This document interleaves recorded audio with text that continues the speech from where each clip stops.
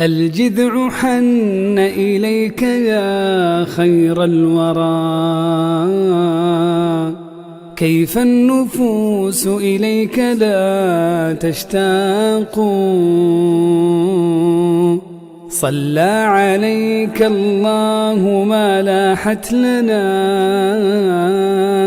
شمس ولا اهتزت هنا أوراق.